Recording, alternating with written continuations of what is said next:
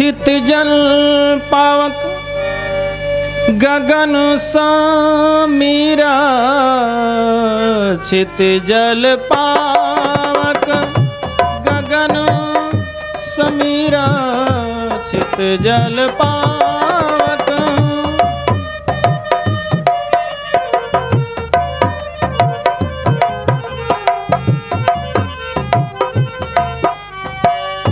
छित जल पावक गगन समीरा, पंच तत्व रच अधम शरीर, छित जल पावक गगन समीरा, पंच तत्व रच अधम शरीर, छित जल पावक।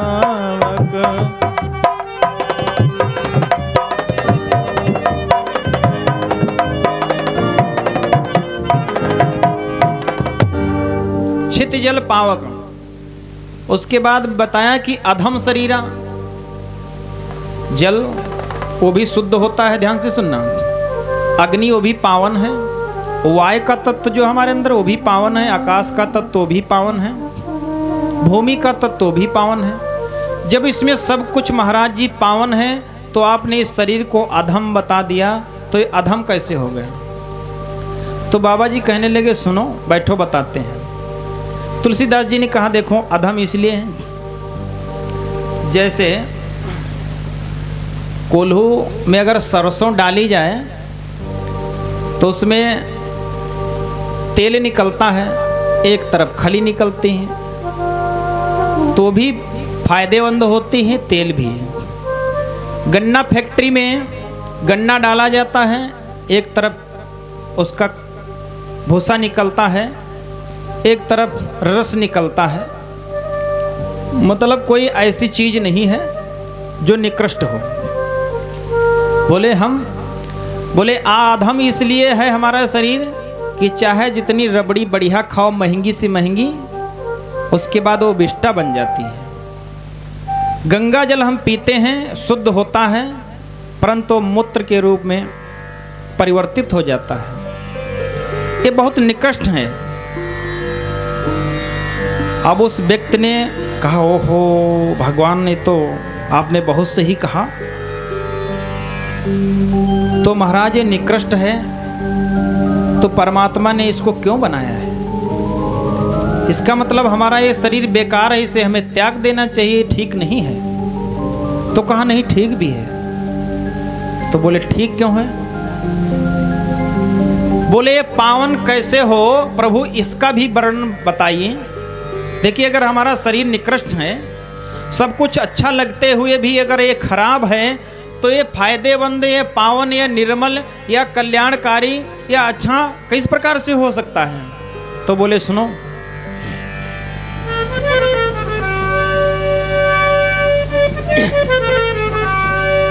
कि सोई पावन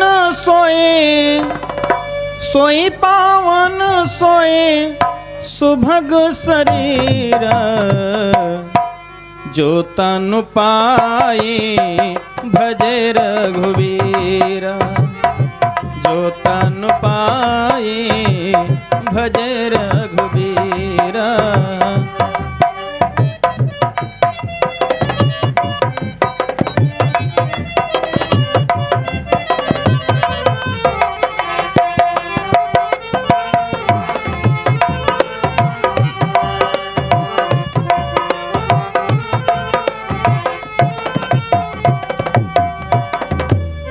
कि सोए पावन सोए सुभग शरीरा। ये पावन और सुभग का तात्पर्य कल्याणकारी है। तभी हो सकता है बोले जब कि जो तन पाई भजे रघुबीरा। अगर ये शरीर मिला है, परमात्मा का भजन किया है, तो ये पावन हो सकता है। कि तन पवित्र सेवा करे, तन पवित्र सेवा करे और धन पवित्र दिए दान। अगर तन पवित्र करना है तो सेवा करो, ठाकुर जी की सेवा करो, पूजा आरती करो, जो निसहाय है उसकी सहायता करें शरीर के द्वारा। किसी प्रकार से अगर हम सेवा करते हैं, सेवा का भाव एक भक्ति में आता है। 9 प्रकार की भक्ति में एक सेवा का भी भाव है कि तन पवित्र सेवा करे धन पवित्र दिए दान। अगर धन पवित्र करना है तो दान, अपनी शुभ कमाई से दान करते रहें तो धन हमारा पवित्र होता है। कैसे? जैसे कुआं होता है ना, अब तो है नहीं कुआं, नल है, लेकिन नल में भी वही सूत्र लगता है। अगर किसी को ट्राई करना है तो करके देख सकता है। जिसे कुआं खुदवाया या नल लगवाया, उसमें से पानी ना निकाला जाए, 2, 4, 5 साल वो पड़ा रहे तो उसमें से फिर गंदा गंदा पानी आने लगता है। फिर अगर हम चलाएंगे तो पीने योग्य नहीं होता है, बहुत दिन तक उसकी सफाई करनी पड़ेगी। ऐसे ही धन का होता है।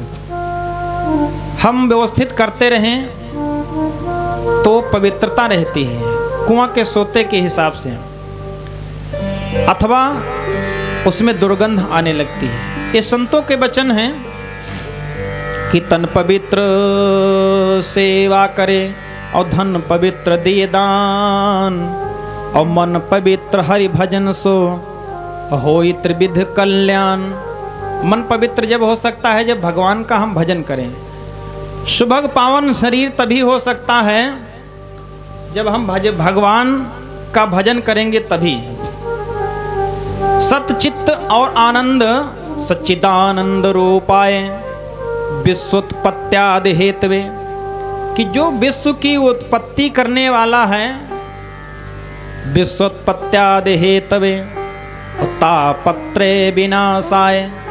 तापत्रे मतलब एक एक कण, एक छोटे से कण से लगा करके पूरे ब्रह्मांड का जो लय करने वाला है। विनाशाय, जिसके भ्रकुटी हिलाने मात्र से इस सृष्टि का संहार हो जाता है। तापत्रे विनाशाय श्री कृष्णाय वयम नमः। ऐसे परमात्मा श्री कृष्ण के चरणों में हम नमन करते हैं। श्री सूत जी महाराज पावन बड़ी कथा सुना रहे हैं।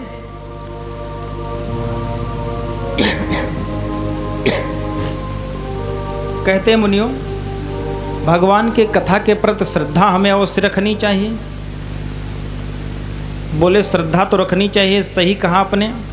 फिर वक्ता के बारे में कहते हैं कि वक्ता कैसा हो, नाना प्रकार से कि वैष्णव होना चाहिए, भगवान का भक्त होना चाहिए, और कुशल दृष्टांत देने वाला होना चाहिए। दृष्टांत कुशलो धीरो वक्ता। इस प्रकार से नाना प्रकार से महात्म की कथा सुनाते हैं। श्री सूत जी महाराज कहते हैं कि हे मुनियों, हमने आपको भगवान की परम लीलाओं का वर्णन करते हुए बताया है। राजा परीक्षित कहते हैं कि राजा परीक्षित को श्राप मिला था। तभी हम लोग 7 दिन में कथा सुनते हैं। शौनक आदि ऋषियों ने प्रश्न किया कि भगवान इस भागवत महापुराण का साप्ताहिक विधान क्या है। कहते 7 ग्रंथियाँ हमारे अंदर हैं, 7 दिवस में ही हमारा प्राणांत होता है, रवि से लगा करके शनिवार के बीच में।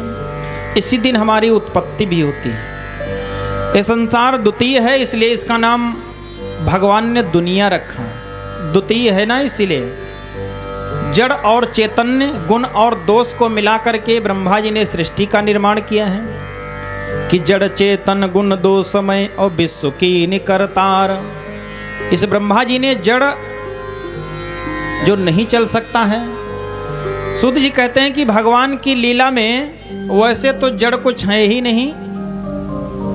ये जो माला टंगा हुआ है फूल गेंदे का, ये भी चैतन्य है। किसी जन्म में इसने पुण्य कर्म किए होंगे जो भगवान के समीप सेवा का अवसर इसको मिला है। आगे वर्णन आएगा गोपियों श्री कृष्ण कथा में कि वहां जो ये पीतांबर है भगवान का, इसका भी सुखदेव जी वर्णन करते हैं कि राजन, जो पीतांबर है ना भगवान कन्हैया का, वो भी चैतन्य है। किसी जन्म में उसने बहुत बड़े पुण्य कर्म किए थे जो गोपिकाओं का दुपट्टा बना है, भगवान के दर्शन कर रहा है। कहते हैं भगवान की लीला में जो है जड़ कुछ नहीं, सब चैतन्य है। वैसे तो इस ब्रह्मा जी ने जड़ और चैतन्य को दो को मिलाकर के सृष्टि का निर्माण किया। सुध जी संक्षेप में वर्णन करते हैं सृष्टि का कि जड़ चेतन गुण दो समय बेसुकीन करतार।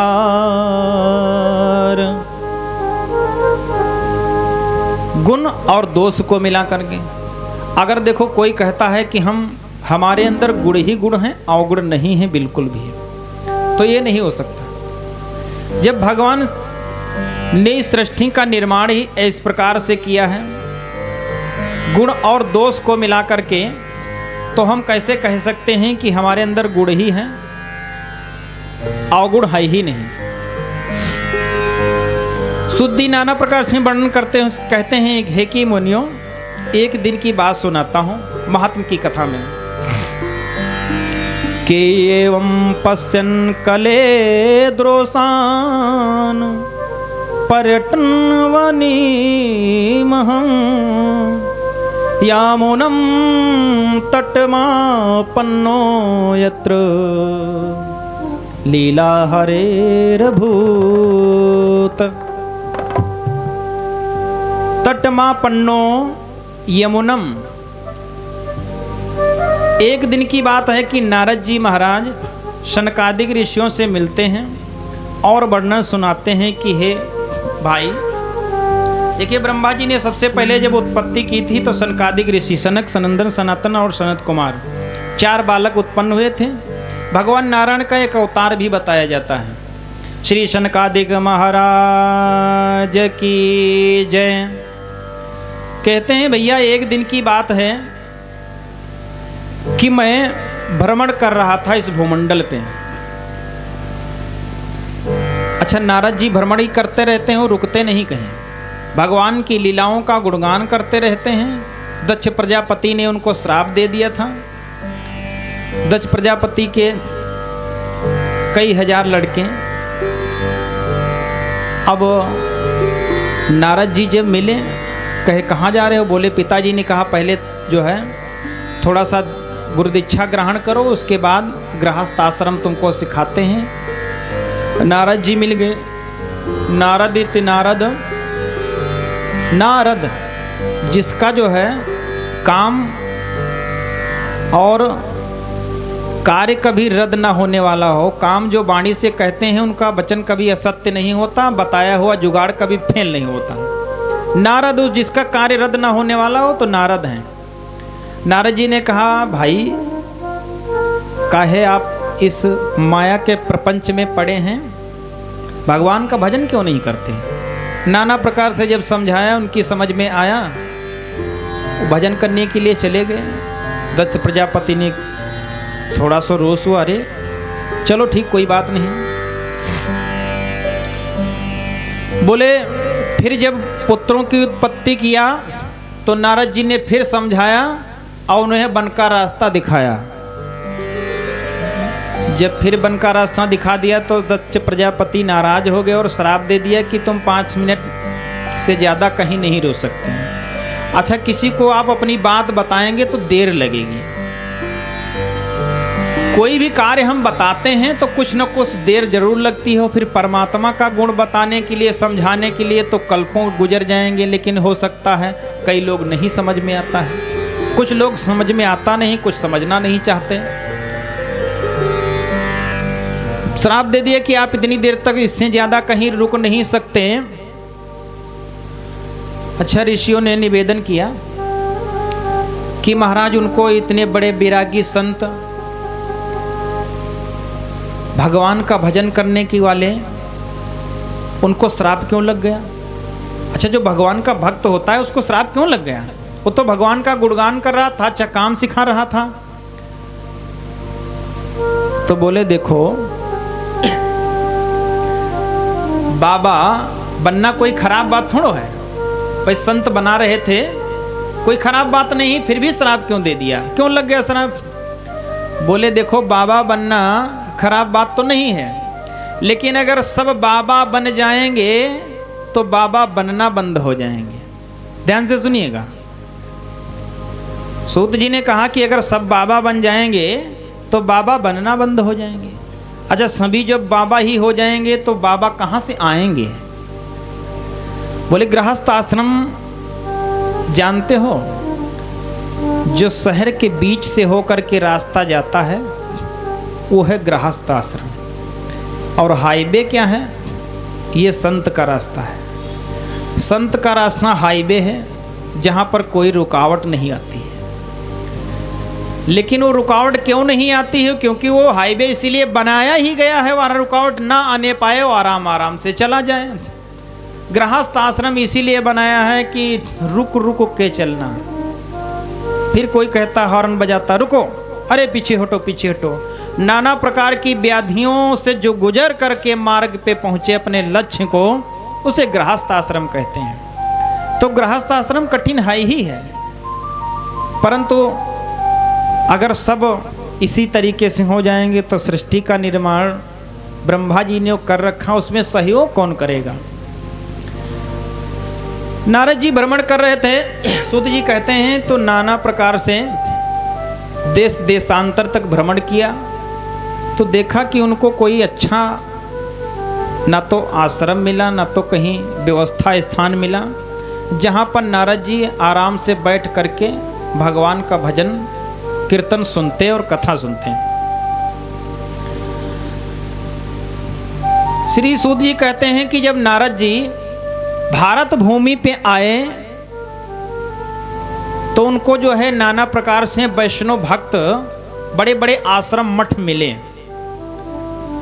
लेकिन आश्रम में कोई ऐसा संत नहीं मिला जो सत्संग करने लायक हो। कि कलि काल ही बा कली बार ही बार दुकाल परे, बिनु अन्न दुखी सब लोग मरे।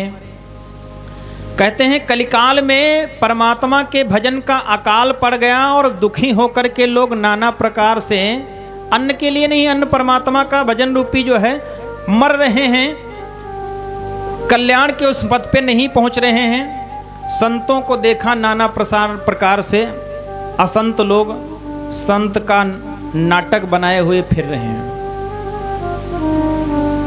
कि कलिमल गसे धर्म सब अब लुप्त हुए सदग्रंथ।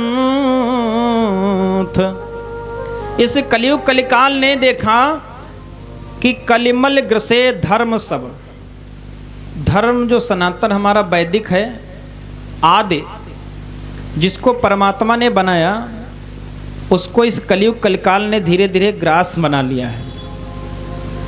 कलिमल ग्रसे धर्म सब अब लुप्त भये सदग्रंथ, जो हमारे सदग्रंथ हैं, पुराणे हैं, जो परमात्मा के मुखार बिंद से श्री व्यास जी ने लिखी, तो कोई अपना एक मार्ग बना लेता है और उसको मेन को छोड़ देता है। जिस माँ बाप के सिखाए हुए बच्चे उस अच्छी पोस्ट पे पहुंच रहे हैं, वही माँ बाप को अब उतना आदर न दे करके अपना पोजीशन संभाल रहे हैं। एक गांव में रहने वाला किसान था, बुजुर्ग, उसका पुत्र जो था डीएम बन गया। माता जी ने कहा कि पुत्र को थोड़ा सा भुट्टे वगैरह हैं दे आओ, क्योंकि शहर में व्यवस्था इतनी बढ़िया नहीं हो पाएगी। ममता। अब पिताजी तो जैसे फटी धोती पहने थे, डंडा लिया और चल दिए पैदल का रास्ता। घर पे जाके देखा तो कहा यहाँ तो है नहीं, वो अपनी ड्यूटी पे हैं, अभी ऑफिस में मिलेंगे। पिताजी जी सोचा अब रुकेंगे है नहीं, घर चले जाएंगे क्योंकि घर पे कोई देखने वाला नहीं है। तो वहाँ पर जाकर के ऑफिस में ही पहुँच गए। अब ऑफिस में उनको क्या पता, किसी ने कहा इस नाम का व्यक्ति यहाँ पर हम है, वो यहीं रहता है। बोले हाँ साहब यहीं हैं। वो जाने लगा तो सिपाही ने रोका कि आप कहाँ जा रहे हैं, बिना परमिशन डीएम साहब से नहीं मिल सकते। तुमने बताया कि डीएम होंगे तुम्हारे लिए, हमारा तो लड़का है, पुत्र है हमारा। बोले अब जब पुत्र की बात आई तो उसने भी सलूट लगाई, कहे कि रुक जाइए अंकल जी, अभी हम जरा पूछ जरूर आता हूँ। सम्मान से बैठाला। डीएम साहब से जब बताया तो डीएम साहब ने अपनी खिड़की से झांक के देखा, फटी लंगोटी ऐसे पहने हुए पिताजी खड़े हैं। तो उसने सोचा कि हमारा पोजीशन डाउन ना हो जाए, मीटिंग चल रही है, जब अंदर आएंगे तो अपना हाल बताएंगे। तो ये बड़े बड़े अधिकारी बैठे हैं, कहेंगे तुम्हारे पिताजी ऐसे हैं, देखिए